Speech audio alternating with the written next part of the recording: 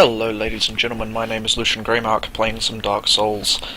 I love this game. I've loved this game for a long time now. I've played this game for a long time now, and I've gotten very good at it. I think. Not PvP, just the PvE side of things. Even then I still kind of struggle, because this game's hard, especially at higher difficulties, i.e. New Game Plus 7, which I still haven't done yet, which I should do. Anywho, I'm rambling. I'm going to play a run of this game. It's going to be more or less a walkthrough, because a lot of people still have trouble with this game. It's also going to be kind of me rambling on the subject of Dark Souls, Bloodborne, Dark Souls 2, where the series is going, where the franchise is going, I should say, and yeah, just enjoyment of playing the game in general. Anywho, let's start, shall we? Let's just... yes, okay. Far out, it's been a long time since I made a new character. And my typing skills are terrible. Okay. Yes, male, sure, class. I play as a knight, typically. Mostly because none of these interest me in any way, shape or form, and I like heavy armor. Not so much for the defense, like, I take it off a lot of the time in the early game until I can wear it and roll around properly, but I do enjoy the look of heavy armor, so I play as the knight. Start with the Master Key, of course. The Knight is a very good starting class for people who aren't very familiar with the game, or just aren't good at the game in general, because it's very tanky, you can survive a lot of hits. It's not as punishing as, say, you know... cancel. It's not as punishing as, say, like, the Thief, or the Bandit, or the Wanderer, or the Deprived, or literally any of the other ones. Physique, let's go large upper body, there we are. Face, that'll do. Hair, sweep back, and black hair, cool. Okay, let's just go. Face isn't very important to me, I don't see it half the time anyway. Skip this. You can see the cutscenes on your own time. Okay, we start in the Undead Asylum with almost nothing. I'm going to take off all my gear here. Mostly so that I can run around quicker. Hey look, it's beef jerky.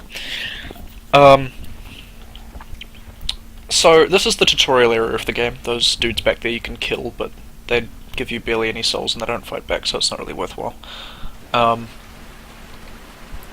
Let's talk about the HUD while I'm just running around. In the top left you've got your health and stamina bars, the red and green respectively. The health bar displays your health, obviously. Stamina is what lets you run around, jump, roll, etc. Swing, like that, parry, all of that stuff, it takes stamina. When you have no stamina, you can't do any of that stuff, you've got to wait for it to come back. Then you can do a little bit more.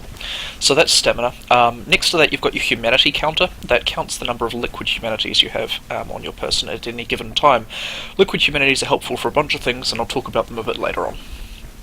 In the bottom left you'll see the equip section, 4 boxes. The top box is whatever spell you have equipped and selected. The bottom one is whatever item you have equipped and selected. Left and right are weapons. On the left is your shield, I believe, and on the right is your main hand weapon. And in the bottom right you've got your soul counter. This is a bonfire. You need to light them. They're very handy. When you sit down at a bonfire, your health, stamina, statuses, everything's reset except for curse. We'll talk about that later. And all of your Estus flasks are reset. Okay, so we're just going through here now. If we look up a little bit, camera please, see just at the top of the screen there you can see the Asylum demon. We're going to ignore him. He's going to jump down. There he is, isn't he great? You can kill him now, but it's easier just to not bother. He's almost impossible to kill at this level without the black firebombs that you can start with. Another bonfire. We're about to get some decent gear here, so gonna do that. We'll fight that Asylum demon a little bit later on. So you get your shield first. Oops, no. Actually, let's just get rid of this because it's completely not helpful. Drop. Yes, thank you. Okay. Alright. So you can use the shield to get through this. Not get horribly murdered. Why are you not running away? Run away from me. Come on, get. Run. What are you doing? I will kill you with punches. Whatever. Let's get the sword. Okay, now that we have a sword, we can kill him. Notice the circle around him. I've locked onto him, which means that I will run in a circle around him. When I press back, I will back up. When I go from side to side, I'll go from side to side. When I unlock, I free run, like this. I'm using a mouse and keyboard. It's better to use a controller. I've used a mouse and keyboard so long, it's really awkward to use a controller now. Okay, so moving right on along. Let's talk about rolling. Rolling, like this, has iframes. When you roll, you are completely invincible during a specific period in the roll. Any attacks that hit you, that would normally hit you, will just simply not. This is very useful for dodging out of the way of attacks that would otherwise brutally murder you. Yeah. Just run up here, be warned, this arsehole rolls a boulder down, which breaks that wall. We'll go back there in a moment. First things first though, let's open up a shortcut. That'll be useful when we come back here later. Hello Oscar. I'm gonna kill him. You should probably talk to him. He has important plot related stuff. He gives you, or drops for you, the Estus Flask and the key that lets you progress forward. Estus Flask auto-equips, it's your basic healing item in the game. Use it with, for me it's Q, but it'll be whatever the button is that you assigned. And it will quite rapidly heal any HP that you've lost. There's that key we used, or we needed, we had, whatever. Let's kill these guys. Come on. Through here. Don't want to deal with that archer up the back there. Ow. Okay, we might as well talk about poise now that I have these guys out here. Actually, let's just kill one of them first, so it's less dangerous. Hello there, friend. Can I get back through the door without you murdering me? I can. Let's just chuck my armor back on. Notice how he was hitting me and sort of knocking me back, interrupting me. Let's just get him back here. If I let him hit me now, you'll notice that it doesn't. That's because I have higher poise, because I'm wearing armor. Poise lets you tank through attacks that would otherwise, knock you backwards, stagger you, etc. Let's just take it off again now, I don't need it anymore for this. Having high poise is really important if you are running, a very slow, heavy weapon. That while doing a lot of damage takes a long time to land. It'll let you tank through the hits of smaller, lighter weapons, and land your big, heavier blow. Let's try again. Okay, that was a parry. He tried to attack me, I parried him. You can then riposte for massive damage. To parry, just press whatever the button is on your thing. For me it's tab. Press that button at the moment just before the enemy would hit you. Alright. Hello, Mr. Asylum Demon. Plunging attack. Plunging from a high place and attacking on the way down will initiate a plunging attack which will do massive damage to whatever it lands on.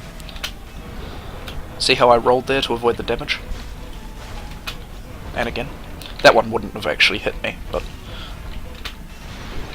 it's good to roll anyway, just in case. Hitboxes are weird in this game. Alright. So, enemies in the game have movesets. This guy has a pretty dangerous one.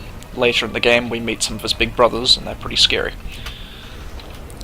Each of these moves you should learn because they're important to countering the enemies in the game.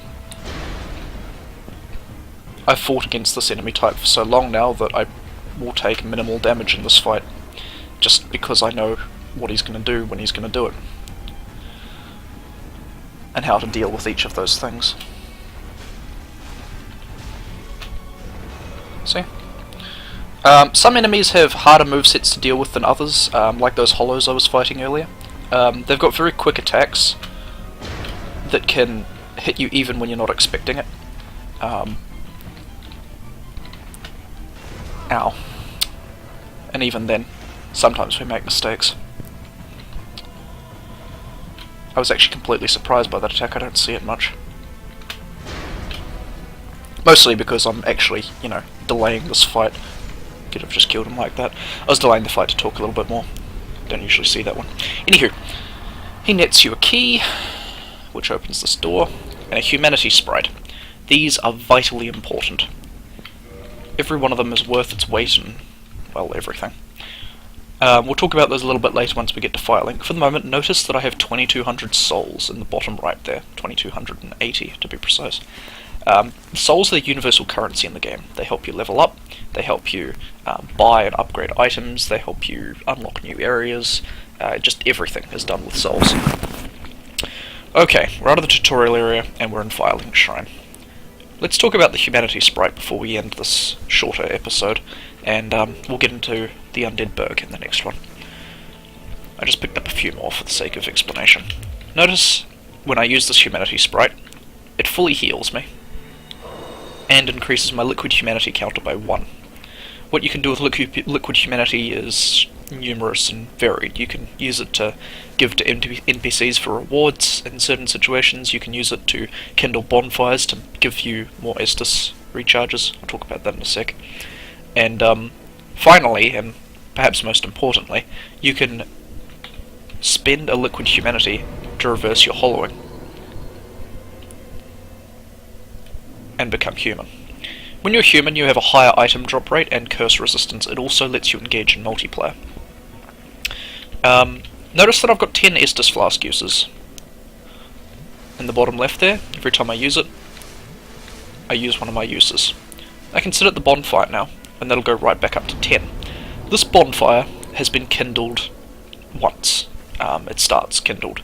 That means I can get it up to 10 Estus Flask uses. Most bonfires you'll encounter start at 5, i.e. no kindles done. You can kindle a bonfire twice more with an item that we'll get later, taking it to a total of 20 uses.